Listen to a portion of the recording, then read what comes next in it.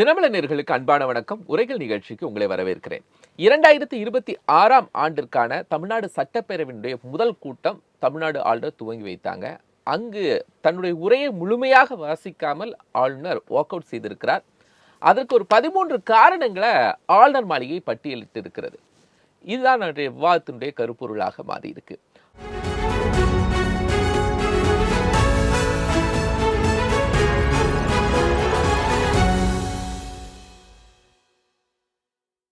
ஆளுநர் walk out, உரையை வாசித்தார் என்று பதிவு செய்வது சரிதானா என்ற விவாதத்தில் 3 கருத்துரையாளர்கள் இணைகிறாங்க. நான் விருந்தினர்களை உங்களுக்கு அறிமுகம் செய்கிறேன். அரசியல் விமர்சகர் திரு கரு ஜெயக்கண்ணன், அரசியல் விமர்சகர் ரவிசங்கர், மூத்த பத்திரிகையாளர் திரு KKR ஆதித்யன், மூவரையும் வரவேற்றுக் கொள்கிறேன். ஆதித்யன் சார், நேற்று தமிழ்நாடு சட்டப்பேரவையில் நடைபெற்ற விவகாரங்கள் உங்களுடைய ஒரு பார்வையில் நீங்க எப்படி எடுத்துக்கிறீங்க? தொடர்ச்சியா நடைபெற்று கொண்டிருக்கிறத. அதான் வருஷம் ஒரு சடங்கு மாதிரி, இது ஒரு மரபு மாதிரி ஆயிட்டு. இந்த 23, 24, 24 வருஷமா நடந்துகிட்டு இருக்கு. அதனால ரெண்டு தரப்புமே, அதாவது ஆளுநர் தரப்பு, ஆளுங்கட்சி தரப்பு ரெண்டுமே என்ன நடக்கும்னு எதிர்பார்த்தே வராங்க. அது வந்தவுடனே அதுக்கேற்றாப்புல அவங்க கருத்து சொல்றாங்க. அதுக்கு முடிஞ்ச உடனே கவர்னரும் அதே கருத்தை வீட்டுக்கு போற மாதிரி சொல்லிட்டு போறாரு. இது நினைக்கிறது மாதிரியே நடக்குதா? என்ன அவர்கள் நினைத்து வருகிறார்களோ, அரசும் ஆளுநரும் என்ன நினைச்சு வராங்களோ. ஆமா, ரெண்டு பேருமே இப்படிதான் நடக்கும். ஏன்னா ஒரு தடவை இந்த மாதிரி பிரச்சனை வரும்போது சுப்ரீம் கோர்ட்டு என்ன சொன்னாங்க, கூடி பேசி நேரில் போய் பேசி முடிவு பண்ணுங்க, இந்த மாதிரி தேவையில்லாம ஒரு தனிப்பட்ட ஈகோவில் பெயரக்கூடாதுன்னு சொன்னாங்க. அப்போ சிஎம் போய் கவர்னரை பார்த்தாரு, பேசினாரு. ஆனாலும் இது வந்து ஏன்னா கொள்கை சார்ந்த பிரச்சனையாக நினைக்கிறாங்க. இது அவரு பிஜேபி கொள்கையில் இருக்கவர், இவங்க இந்த ஆளுங்கட்சி வேற. இதனால இந்த அடிப்படை பிரச்சனை இருக்க வரைக்கும் அது இந்த மாதிரி தான் நடக்கிற மாதிரி தொடர்ந்து நடந்துட்டு இருக்கு. அதனால அவங்க எதிர்பார்த்தே வராங்க, ரெண்டு பேருமே அதை எதிர்பார்த்த மாதிரி நடந்துக்கிடுறாங்க நம்ம இதில். ஏன்னா இது ஒரு கஸ்டமரி தான். கவர்னர் வந்து தொடங்கி வைக்கிற ஒரு கஸ்டமரியாக வச்சுக்கிட்டு இருக்கோம். இந்தியா ஃபுல்லாக அதை வச்சுக்கிட்டு இருக்காங்க, பார்லிமெண்ட்ல வைக்கிறாங்க. அப்படி இருக்கும்போது அதுக்கு ஏற்றாப்புல உள்ள நடைமுறைகளை அந்தந்த மாநில சட்டமன்றம் முடிவு பண்ணுவதுன்னு சொல்லியிருக்காங்க. அதாவது கவர்னர் மட்டும் இல்லை, அந்த சட்டசபை என்ன நடக்குங்கிறத கவர்னர் தான், அந்த சட்டமன்றம் தான் முடிவு பண்ணும். எத்தனை நாள் நடக்குங்கிறத அலுவலக குழு தான் முடிவு பண்ணுது. தமிழ்நாடு சட்டப்பேரவையில் ஆளுநர் சில விஷயங்களை சொல்றாரு. தேசிய கீதம் பாடணும், மிகச்சரியான தகவல்களை தான் தமிழ்நாட்டு சட்டசபைக்குள்ள கொண்டு வரணும் அப்படின்லாம் சொல்லக்கூடியது. அதை விவாதிக்கிறதுக்கு தானே எதிர்கட்சிகள்லாம் இருக்கிறாங்க. ஒருவேளை அரசினுடைய உரையில தவறு இருந்தால் அது எதிர்கட்சிகள் விவாதிப்பாங்க. அதை முடிவு பண்ற இடத்துல ஆளுநர் எப்படி வராங்க? இல்ல, நம்ம இதை அந்த மாதிரி பார்க்க முடியாது. அதாவது நீங்கள் உங்க இதில் உரையில இப்ப நீங்க ஆரம்பிச்சீங்க, கோபாலகிருஷ்ணன் மாடரேட்டர், நீங்க ஆரம்பிக்கும் பொழுதே என்ன சொன்னீங்க அப்படின்னா, ஆளுநர் ஒரு 13 காரணம் சுட்டிக்காட்டி இருக்கிறார் எதற்காக இந்த உரையை இது பண்ணவில்லை அப்படின்னு. அதில் சொல்லும்போது 13 இதில் ஒரு இம்பார்ட்டன்ட் இதை நான் சொல்கிறேன் பாருங்க. அவர் வந்து ஆளுநர் சொல்றது, இந்த ஆளுநர் கிளம்பின உடனே லோக் பவன் ஆளுநர் இதுலேருந்து ஆஃபீஸ்லேருந்து சொல்கிறாங்க. என்ன சொல்கிறாங்க அப்படின்னா, கவர்னருடைய மைக்கு ரிப்பீட்டடாக சுவிட்ச் ஆஃப் பண்ணாங்க அப்படின்னு சொல்கிறாங்க. ரெண்டாவது, அவர் சொல்கிறது நிறைய கிளைம்ஸ் இவங்க ஸ்டேட்மெண்ட்டில் கொடுத்துருக்காங்க. அதாவது இந்த அரசாங்கம் கவர்னர் உரை அப்படின்னு தயார் பண்ணி அதில் படிக்க வேண்டிய கொடுத்த இதில் நிறைய கிளைம்ஸு அதை வந்து அன்சப்ஸ்டான்ஷியேட்டட், அதாவது இது மாதிரி இருக்கா இல்லையா, அதுக்கு டாக்குமெண்ட்ரி எவிடன்ஸ் ப்ரூஃப் இல்லை, அதையெல்லாம் கொடுத்துருக்காங்க. இதையும் தாண்டி ஒரு சொல்றது என்ன அப்படின்னா, இன்வெஸ்ட்மெண்ட், ஹியூஜ் இன்வெஸ்ட்மெண்ட் கொண்டு வந்திருக்கோம், 12 லட்சம் கோடிக்கு இன்வெஸ்ட்மெண்ட் கொண்டு வந்திருக்கோம் அப்படிங்கிறாங்க. இதெல்லாம் வந்து உண்மையே கிடையாது, உண்மைக்கு அப்பாற்பட்ட இதை வந்து கவர்னர் உரையில கொடுத்து நான் படிக்கணும்னு கொடுக்குறாங்க. இதை தவிர நிறைய MOU கையெழுத்து போட்டிருக்கோம் அப்படின்னு சொல்றாங்க. அந்த போட்டிருக்கிற MOUல முக்காவாசி வெறும் பேப்பர்ல தான் இருக்கு. அண்ட் ஆக்சுவல் இன்வெஸ்ட்மெண்ட், மூலதனம் அப்படின்னு நீங்க பார்த்தீங்க அப்படின்னா, ஆக்சுவல் இன்வெஸ்ட்மெண்ட் இவங்க சொன்ன 12 லட்சம் கோடியில ரொம்ப ஃப்ராக்ஷன் தான் இருக்கும். அதெல்லாம் இல்லை, 12 லட்சம் கோடி கிடையாது.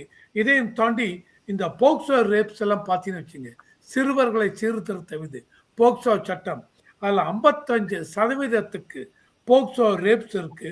33% செக்ஸுவல் மொலஸ்டேஷன் இருக்கு அப்படின்னு சொல்லு இவர் கவர்னர் ஆஃபீஸில் சொல்லியிருக்காங்க. இதையெல்லாம் இந்த இதில் கவர்னர் நான் படிக்க வேண்டிய முறையில் ஒன்றுமே கிடையாது. இதையும் தாண்டி நார்கோட்டிக்ஸ் அண்ட் ட்ரக்ஸ் அதில் பார்த்தீங்கன்னு வச்சுக்க அந்த அளவுக்கு தமிழகம் சீரழிந்து கிடக்கிறது. சிறுவர்கள் மத்தியில் நார்கோட்டிக்ஸ் ட்ரக்ஸ் இவ்வளோ இதுவாக இருக்கு. 2000 பேருக்கு மேலே இளைஞர்கள் சூசைட் பண்ணிட்டு இருக்காங்க. அதையும் தாண்டி தலித் செக்ஷுவல் வயலன்ஸ் இதுக்கெல்லாம் அட்ராசிட்டிஸ் இந்த மாதிரி நிறைய ஒரு 13 காரணம் கொடுத்திருக்கிறார். இந்த 13 காரணம் கொடுத்திருக்கிறதுனால இவர் சொல்ற இதெல்லாம் சுட்டிக்காட்டி நான் இதை படிக்கவில்லை அப்படிங்கிறது சுட்டி காட்டியிருக்கார். அதாவது இந்த கவர்னர் உரைங்கிறது நீங்க பார்த்தீங்க ஏன்னா கவர்னர்ஸ் எல்லாம் ரொம்ப பிளான் பண்ணி, அதாவது இப்போ இதே மாதிரி கேரளா ஸ்டேட்லயும் நடக்குது. அப்போ எல்லா ஆளுநர்களும் ஒரு பிளான் பண்ணி தான் செய்யறாங்களா? இதுக்கு முன்னாடி இப்படி ஒரு இதற்கு முன்பு இப்படி ஒரு நடைமுறை இல்ல. நம்ம இதை கன்ஸ்ட்ரக்டிவா பார்க்கலாம்.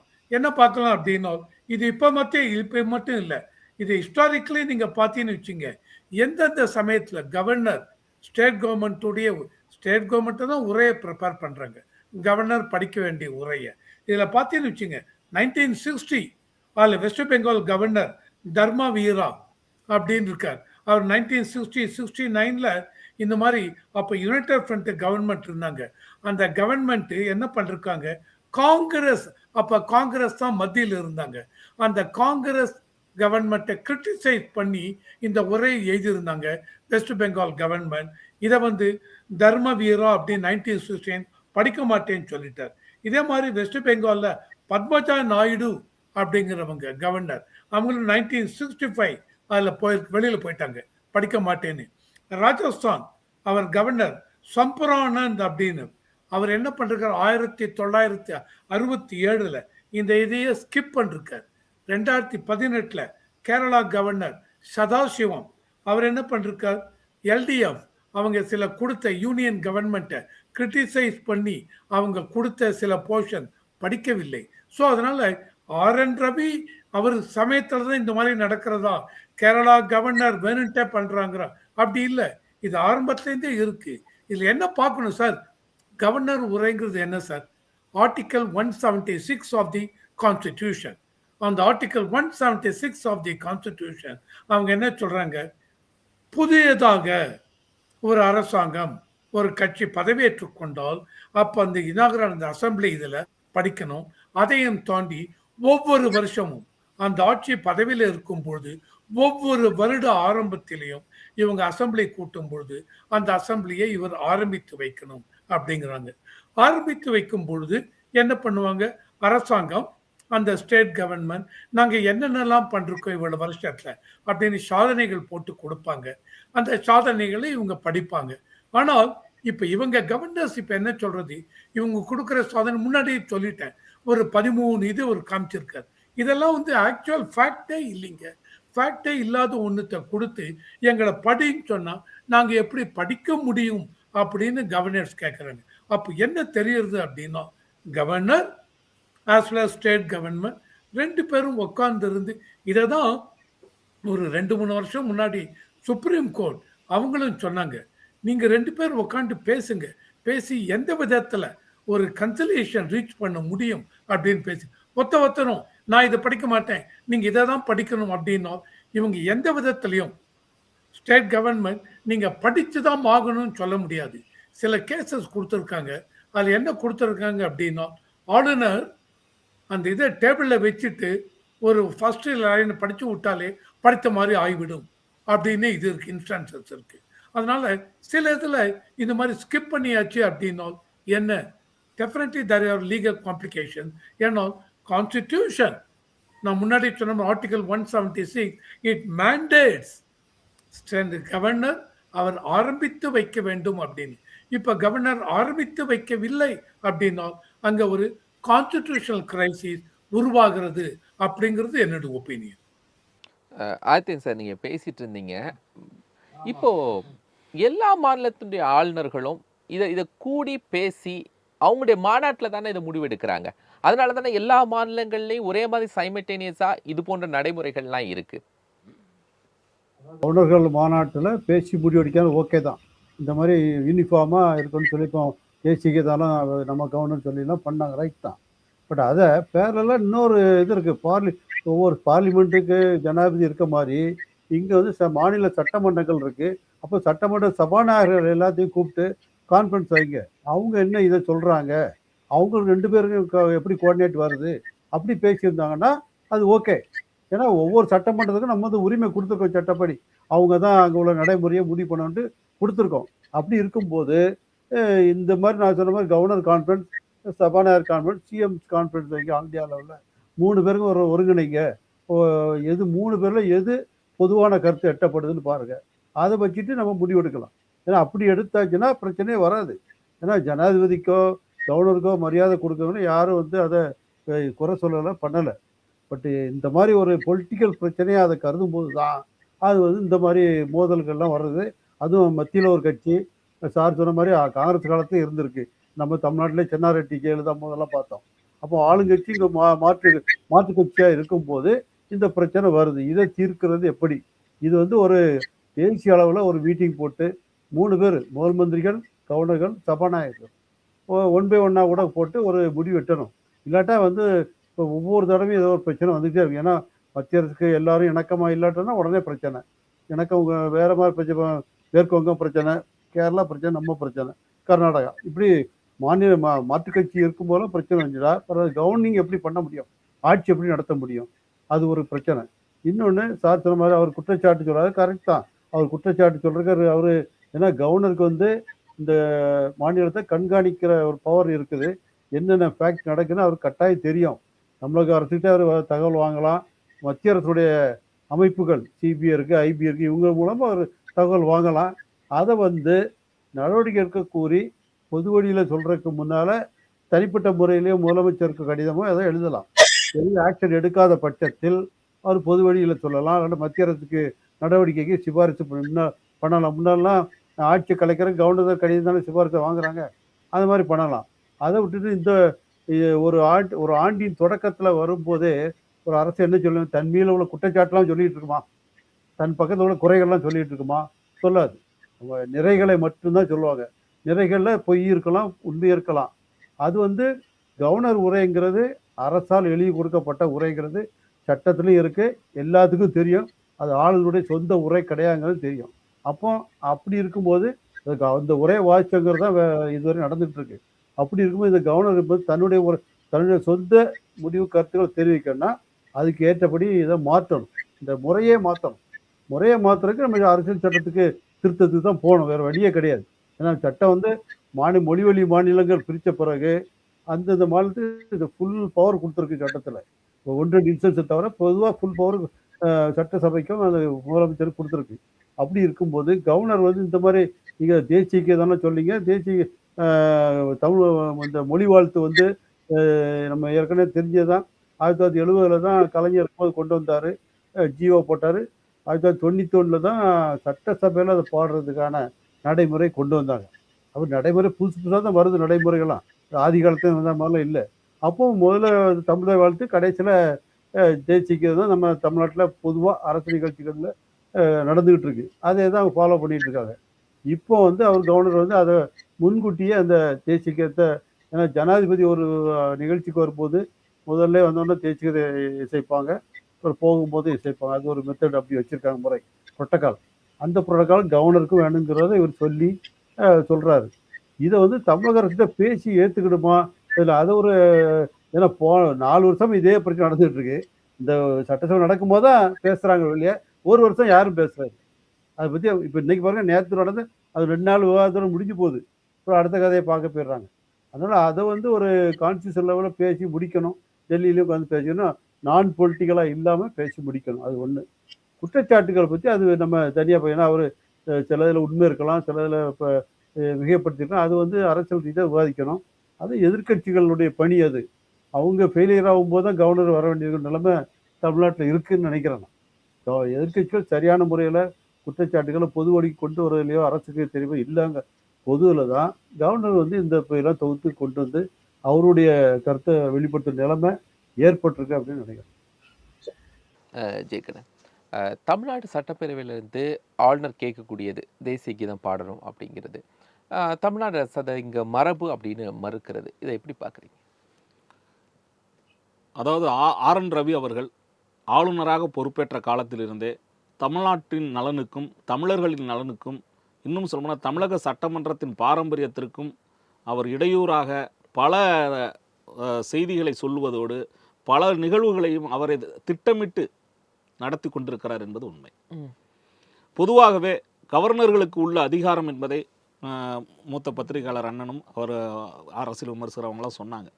அதாவது கவர்னர் என்பது அன்றைக்கு இருந்த ஒரு சூழலில் நம்முடைய இந்தியா சுதந்திரம் அடைந்த காலத்தில் கவர்னர் ஜெனரல் என்ற அந்த இருந்த பதவியை கூட அவர் பிறகு எடுத்து விட்டார்கள். மாநிலம் தோறும் கவர்னர் இருப்பதற்கான காரணம் மத்திய அரசிற்கும் மாநில அரசிற்கும் ஒரு தூதராக செயல்படுவதற்கு ஒரு அதிகாரியைப் போல் ஒரு அலுவல் பணி தான். இன்னும் சொல்லப்போனால் மாநில அரசுடைய நடவடிக்கைகளை கண்காணிப்பதுங்கிற பேச்சே இல்லை. இது மக்கள் நல அரசு, அதாவது மக்களால் தேர்ந்தெடுக்கப்பட்ட அரசு அப்படிங்கிற செய்தியை மத்திய அரசோடு அன்றைக்கு இருந்த சூழலில் மத்தியிலும் மாநிலங்களிலும் ஒரே ஆட்சி இருந்தபோது அது இலகுவாக சுமூகமாக நடந்து கொண்டிருந்தது என்பது உண்மை. அதன் பிறகு காலப்போக்கில் மாநில கட்சிகள் பெரிய அளவில் வெற்றியடைந்து மாநில அரசுகளை தீர்மானித்த பொழுது மத்திய அரசின் கீழ் இருக்கக்கூடிய அந்த கவர்னர்கள் அவர்களுடைய போக்கு என்பது மாறத் தொடங்கியது. அதன் பிறகு இங்கு இருக்கக்கூடிய மாநில ஆட்சிகளை மிரட்டுவதற்கும் மாநில ஆட்சி அவர்களுடைய மத்திய அரசோடு இணைந்து செல்லாத போது அவர்கள் தொடர்பாக சட்டம் ஒழுங்கு பிரச்சனைகளை வேண்டுமென்றே மிகைப்படுத்தி சொல்வதற்குமான ஒரு தவறான போக்கை அந்த கவர்னர் என்ற பொறுப்பு வகிக்கக்கூடியவர்கள் செய்து வைத்த காரணத்தில் இன்றைக்கு அதனுடைய தொடர்ச்சியாக ஒரு பரிணாம வளர்ச்சியாகவே ஆர்.என். ரவி இருக்கிறார் என்பது இப்போ ஆளுநர் அப்படிங்கிறவர் ஒரு தொடர்பான நபர் தான் ஒரு அப்படின்னு நீங்க சொல்றீங்க. ஆனால் உச்சநீதிமன்றம் என்ன சொல்லுது சமீபத்தில் வழக்குகள்ல, ஆளுநர் கையெழுத்திடாமல் டிலே பண்ணக்கூடிய எல்லா மசோதாக்களையும் ஏற்றுக்கொண்டதாக நாங்கள் அறிவிச்சிட்டோம் அப்படிங்கும்போது அப்படிலாம் இல்லை, ஆளுநர் கையெழுத்திடாது எதுவுமே ஏற்றுக்கொள்ளப்படாது. அப்போ சர்டன் பவர்ஸ் ஆளுநருக்கு உச்சநீதிமன்றம் சொல்றாங்க, ஆளுநர் எந்த தேதி கொடுக்கிறாரோ அந்த தேதியில தான் ஒரு சட்டப்பேரவை கூட்ட முடியும், அவர் எந்த தேதியில முடித்து வைக்கிறாரோ அன்னைக்கு தான் நிறைவு செய்ய முடியும். இதெல்லாம் அவருக்கு கொடுத்துக்க சர்டன் பவர்ஸ் தானே. இது எப்படி நம்ம தூதுவர்னு எடுத்துக்க மரபார்ந்த உங்களுக்கு மரபார்ந்த பதவியில் அதை இன்னைக்கு சொல்ல போனால் தமிழ்நாட்டினுடைய அவர் தமிழ்நாட்டில் பிறந்தாரோ இல்லையோ தமிழ்நாட்டிற்கு கவர்னராக வருபவர் தான் முதல் குடிமகன், முதலமைச்சர் கிடையாது. இது மரபு ரீதியிலானது. ஒருவரை மதிக்கிறோம் மரியாதை கொடுக்கிறோம் என்றால் மாநில அரசை தன்னுடைய கால்களில் போட்டு மிதித்து துன்புறுத்துவதல்ல. தமிழ்நாடு என்று ஏற்கனவே அலுவல் ரீதியாக அதிகாரப்பூர்வமாக அறிவிக்கப்பட்ட பெயரை தமிழகம் என்று தான் சொல்லுவேன். திருவள்ளுவர் சனாதன கருத்துக்களை பேசினார், வள்ளலார் சனாதன கருத்துக்களைத்தான் சொல்லியிருக்கிறார். இதுபோன்று அரசியல் ரீதியாக அவர் பேசுகின்ற அந்த செயல்பாடுகள் என்பது மத்திய அரசில் இருக்கக்கூடிய அந்த கட்சிக்கு ஆதரவான ஒரு நபராக செயல்படுகிறார் என்பதைத்தான் காட்டுகிறது. ஒவ்வொரு முறையும் சட்டமன்றம் கூடுகின்ற பொழுது அண்ணால சொன்னாங்க இல்லையா, மரபு ரீதியாக அவர் ஆளுநர் அறிக்கையை படிக்க வேண்டும் என்பது விதி. அந்த விதியை மாநில அரசுக்கு எதிராக நாங்கள் அன்றைக்கு இருந்த கவர்னர்கள் அத்தனை பேருக்கு மாநில அரசோடு நல்ல ஒரு சுமூகமான உறவாக இருந்தது. ஆனாலும் கூட அதை அந்த அறிக்கையை அவர்கள் தொடர்ச்சியாக மாநில அரசின் சார்பாக படித்துவிட்டு செல்வார்கள். அதன் பிறகு அவர்கள் கருத்து ரீதியாக மோதல்கள் இருந்தது வேறு. ஆனால் ஆளுநர் ஆர்.என். ரவியை பொறுத்தவரை தொடர்ச்சியாக திராவிட முன்னேற்ற கழக அரசோடு மோதல் போக்கை கடைபிடிப்பதை தன்னுடைய வழக்கமாக வைத்திருக்கிறார். இன்னும் சொல்ல போனால் அவர் மத்திய அரசோடு ஏதோ ஒரு செயல் திட்டத்தோடு இங்கு குழப்பங்களை உண்டு செய்வதற்காக வந்தவர் என்பதுதான் உண்மை. அது மட்டுமல்ல, தொடர்ச்சியாக ஒரு சட்டமன்றத்தில் மட்டுமல்ல பல்கலைக்கழகங்களில் இருக்கக்கூடிய UGC விதிகளை மாற்றி செய்வதாகட்டும், துணைவேந்தர்களை நானே நேரடியாக மாநில அரசுடைய பரிந்துரை இல்லாமல் நானே நியமிப்பேன் என்று சொல்லுகின்ற அந்த செயல்பாடுகளாகட்டும் அத்தனையுமே அரசியலமைப்பு சட்டத்திற்கு விரோதமானது என்பதுதான் உண்மை. இன்னும் சொல்ல போனால் என்னது அரசுடைய ஒப்புதல் இல்லாம ஏதாவது நியமனம் செஞ்சிருக்காரு. ஏன் எத்தனையோ நீங்க உங்களுக்கு அண்ணா பல்கலைக்கழகத்துக்கு முதல்ல அறிவிக்கிறதுக்கு முதல்ல அவரே நேரடியா பரிந்துரையில் அதற்கான கடிதங்களை கேட்டது மற்ற செய்திகள்லாம் நீங்க பார்க்கலையா? இல்ல கேட்க யாரே நியமித்திருக்கிறார். ஆமா, உங்களுக்கு அதாவது பாரதிய ஜனதா அரசு தொடர்ச்சியாக மாநிலங்களில் உள்ள பல்கலைக்கழகங்களில் கவர்னரே நேரடியாக UGC தானே சொன்னாங்க ஆளுநருடைய பிரதிநிதியும் தேடுதல் குழுல இருக்கணும்னு. அதுல எந்த மாற்றமும் கிடையாது. அது ஆரம்ப காலங்களில் இருந்து உண்டு. ஆனாலும் கூட இன்னைக்கும் அந்த UGC உடைய பிரதிநிதியை சேர்க்கல இல்ல பல்கலைக்கழக துணைவேந்தர் தேர்தல் குழுல. உங்களுக்கு மாநில அரசுல கவர்னருடைய பிரதிநிதி இருக்கணும்னா ஒவ்வொரு சமீபத்துல ஆளுநர் என்ன சொல்றாரு, UGC-னுடைய ஃபண்ட கிராண்ட்ஸ் வாங்குறோம், UGC என்ன சொல்லுது, எங்களுடைய பிரதிநிதியும் தேர்தல் துணைவேந்தர் தேர்தல் குழுல இருக்கு, அவங்க இருந்தாதான் நாங்க நிதி கொடுப்போம் அப்படின்னு சொல்றாங்க UGC.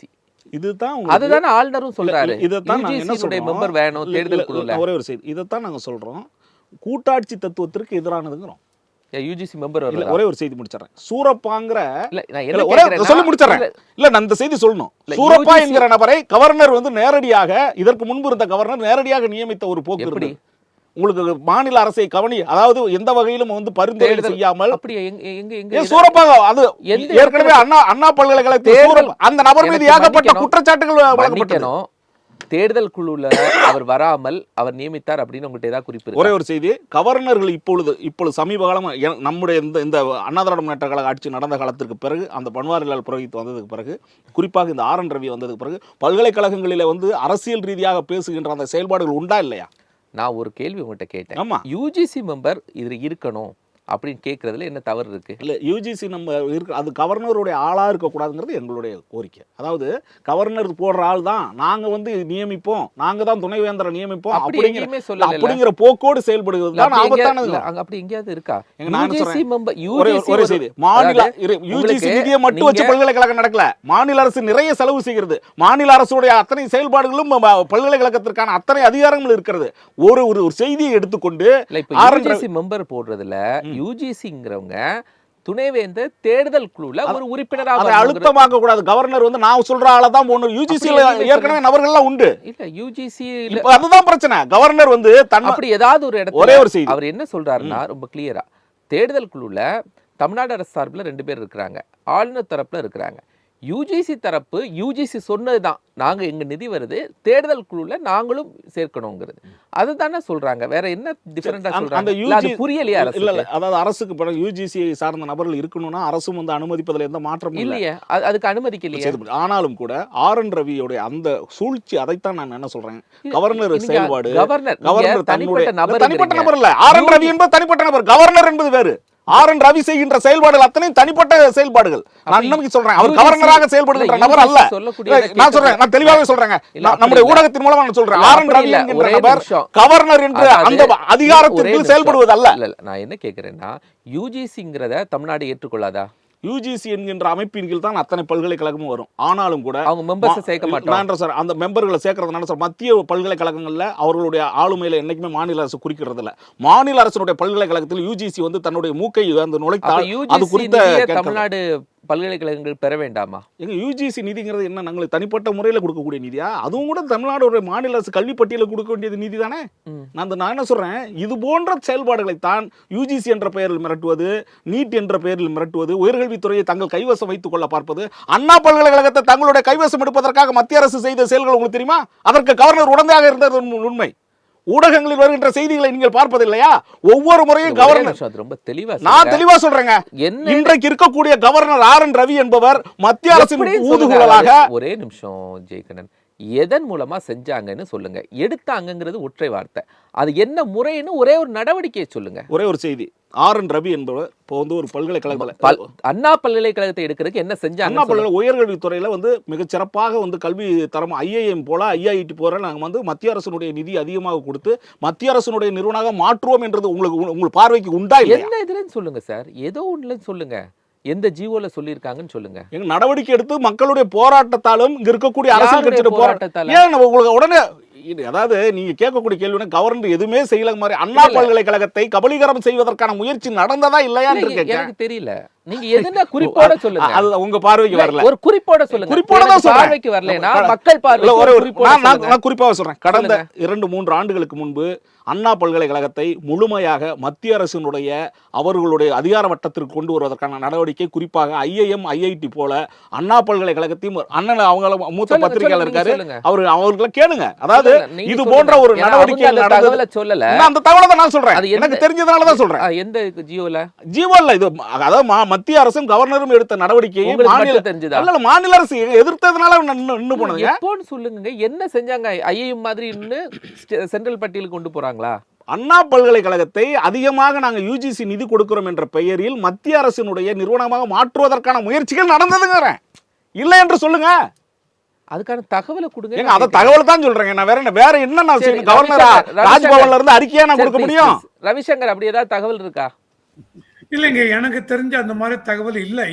ஆனால் இவர் ஜெயகண்ணன் அவர்கள் அந்த மாதிரி இருக்கு அப்படின்னு சொன்னார்னா கண்டிப்பாக இதை ஒரு டிபேட்டாவே எடுத்துக்கலாம். அதாவது இன்னொரு டிபேட்ல வச்சுக்கலாம். அதாவது அண்ணா யூனிவர்சிட்டியை கபலீகரம் செய்வதற்கு இல்ல உங்களுக்கு தெரிஞ்சு அப்படி ஏதாவது இருக்கா? ரவிசங்கர் சார், நான் என்ன கேக்குறேன்னா, நீங்களும் ஊடகங்களை கவனிக்கிறீங்க.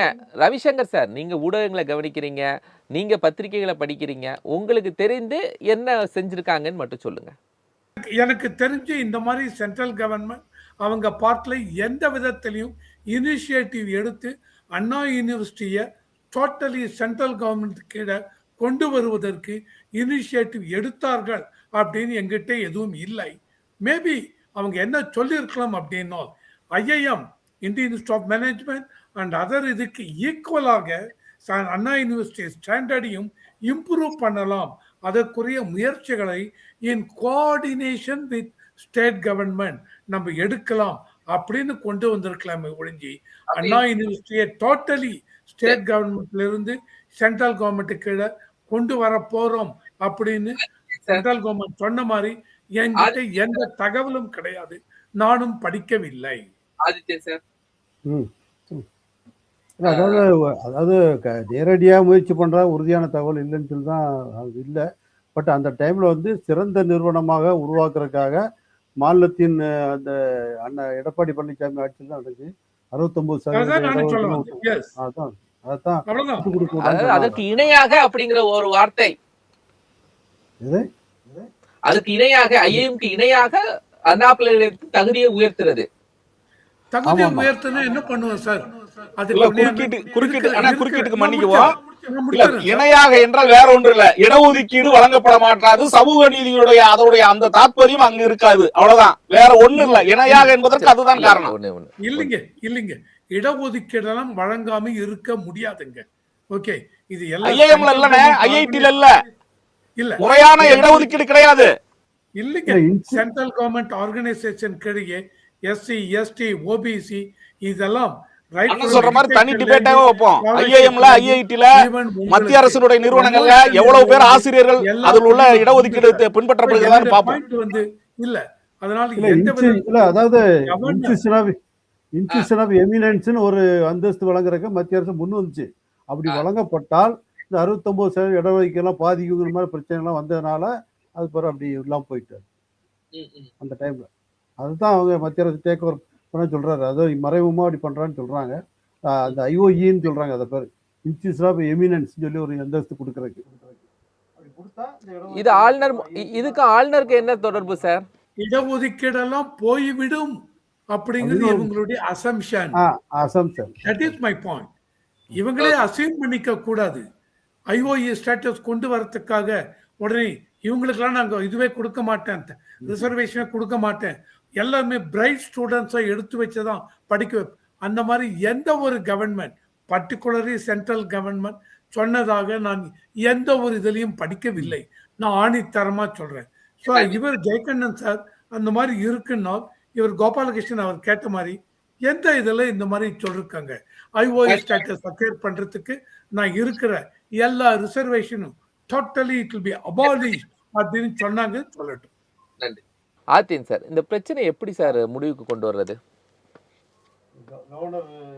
ஆமா ஆமா சார். நம்ம தமிழக கவர்னரை பொறுத்தவரை அவர் ஒரு ஐபிஎஸ் ஆஃபீஸர். அவரு ஒரு அரசியல்வாதியினோட நடவடிக்கை வேற, ஐபிஎஸ் ஆஃபீஸர் நடவடிக்கை வேற. ஐபிஎஸ் ஆஃபீஸர் இருக்கும்போது மற்றபடி மேல இருந்து சொல்றதை கேட்டு தான் பழகி ஆக்ஷன் எடுப்பாங்க. இவர் ஏற்கனவே நாகாலாந்தில் பணியாற்றிட்டு வந்தார். அங்கே அந்த தீவிரவாதிகளெல்லாம் இணைக்கிறதுக்கெல்லாம் சரி பண்ண சரணடைகளாம் பேச்சுவார்த்தை நடத்தலாம் வெற்றி கண்டவர். இந்த நேஷனல் செக்யூரிட்டி அட்வைசர் லெவலில் அவர் பணியாற்றினவர், அந்த தோவலுக்கு உதவியெல்லாம் இருந்தவர் அவர் சொல்கிறாங்க. அதனால் அவருக்கு வந்து அந்த ஆங்கிளில் வந்து தமிழ்நாட்டில் வந்து அவர் இன்னொன்று பிஜேபி கவர்மெண்ட்டோட ஃபுல் பாலிசியும் அப்போவே அவர் ஃபங்க்ஷன்லாம் நடத்துகிறாரு, பேசுகிறாரு. அதெல்லாம் அவர் இப்போ பப்ளிக்காக பேசுகிறாரு. இதுக்கு முன்னால் உள்ள கவர்மெண்ட் வந்து இப்போ நம்ம காங்கிரஸ் கவர்மெண்ட் வந்து என்ன செய்யறாங்க, அவங்க பாலிசிங்கிறது சோசியலிச பாலிசின்னா அதெல்லாம் வந்து மக்களுக்கு பெரிய அளவில் புரியாது. இப்போ வந்து மத்திய பாரதிய ஜனதா அரசு இந்துத்துவ பாலிசி மக்களுக்கு தெளிவாக புரிஞ்சிருக்கு. அதனால் வரவேற்கிறாங்க, அது வேற விஷயம். எதிர்க்கிறாங்க, அது அரசியலாக வச்சு விட்டுருவோம். இதை இவர் பேசும்போது இதுக்கு எதிராக உள்ள சித்தாந்தத்தில் உள்ள ஆட்சிக்கு வந்து கட்டாயம் அவங்களுக்கு அதிருப்தி, மோதல், எதிர்ப்பு தெரிவிக்கிறாங்க. இன்னொன்று கவர்னர் வந்து தமிழ்நாட்டுக்கு பாருங்க, அவர் நல்லா தமிழ் பேச படிச்சுக்கிட்டேன். இப்போ நான் ராமேஸ்வரம்ல இந்த காசி சங்கமம் 4.0 நிறைவு விழா நடந்துச்சு. அப்போ நான் போயிருந்தேன். அப்போ வந்து கவர்னர் வந்து முழுக்க முழுக்க தமிழ்லே பேசிட்டார். நல்லா பேசினார். அப்போ அவருக்கு இப்போ தமிழ்நாட்டு படிக்கத்தான் இந்த ஒரு அரசியல் அவருக்கு புலப்படுது. அப்படி படிக்கும்போது ஆளுங்கட்சி செய்கிற அரசியல் அவருக்கு தெரியும் போது அவரும் பதிலுக்கு பண்றார். அது வந்து அது ஒரு பாலிட்டிக்ஸாக மாறிட்டு கட்ட நன்றி நன்றி ஜெயக்கிரன், உன் நிறைவான கருத்து. சரி பண்ணணும்னா ஒன்று அவரு மாறணும், ரெண்டு பேரும் உட்காந்து பேசணும், வேற வழி கிடையாது. சரி, நன்றி நன்றி சார் ஜெயக்கிரன், உன் நிறைவான கருத்து. பன்வாரிலால் புரோஹித் அவர்கள் கவர்னராக இருந்த காலத்திற்கு பிறகு 2021 என்னுடைய கவனம் சரியாக இருந்தால் அக்டோபர் அல்லது நவம்பர் மாதம் ஆர்.என். ரவி அவர்கள் தமிழ்நாட்டுடைய கவர்னராக பொறுப்பேற்றுக் கொண்டார். அந்த நாள் முதல் அண்ணெல்லாம் சொன்ன மாதிரி 2022 சட்டமன்ற கூட்டத்தொடரில் இருந்து ஆண்டுதோறும் இது வந்து எப்படி ஒரு மரபாகவே வைத்துக் கொள்வதை போல தமிழ்நாட்டுடைய சட்டப்பேரவைக்குள் வருவது, அங்கு வந்து தமிழ்நாட்டுடைய அரசினுடைய அறிக்கையை படிப்பதற்கான ஒரு காரணத்தை எதையாவது ஒன்று பிரச்சனைக்குரிய தகவல்களை சொல்வது, வெளிநடப்பு செய்வது, அல்லது சட்டமன்றத்தில் என்னை அவமானப்படுத்தி விட்டார்கள் என்று வெளியிலே செய்திகளை பரப்பி விடுவது, இது போன்ற செய்திகளைத்தான் ராஜ்பவனில் இருந்து கவர்னர் செய்து கொண்டிருக்கிறார் என்பது உண்மை. அது மட்டுமல்லாமல் தமிழ்நாட்டினுடைய உயர்கல்வித்துறையையும் இன்னும் சொல்லப்போனால் தமிழ்நாட்டுடைய அந்த கல்வி வளர்ச்சியை முடக்குவதற்கான அத்தனை செயல்களையும் கவர்னர் ராஜ்பவனில் இருந்து செய்கிறார் என்பது பட்டவர்த்தனமான உண்மை. இன்னும் சொல்லப்போனால் தேசிய அளவில் தமிழ்நாட்டுடைய உயர்கல்வித்துறையாகட்டும் தொழில் கல்வியாகட்டும் மிகச்சிறப்பாக நடைபெறுகின்ற அந்த சூழலை ஒடுக்கி விடுவதற்காகவும் முடக்கி விடுவதற்காகவும் அனுப்பப்பட்டவர் தான் கவர்னர் ஆர்.என். ரவி என்பதை நான் உண்மையாகவே நேரடியாகவே சொல்கிறேன். சரி, நன்றி நன்றி நன்றி. கவர்னர் வாக் அவுட் உரையை வாசித்தார் என்று பதிவு செய்வது சரிதானா என்ற விவாதத்தில் 3 கருத்தியாளர்கள் நம்மோடு பங்கெடுத்தாங்க. அரசியல் விமர்சகர் திரு ரவிசங்கர், அரசியல் விமர்சகர் கரு ஜெயக்கண்ணன், மூத்த பத்திரிகையாளர் திரு KKR ஆதித்தன், மூவருக்கும் மனமார்ந்த நன்றிகள். நேயர்களே, மற்றும் ஒரு விவாத நிகழ்ச்சி சந்திக்கலாம். நன்றி.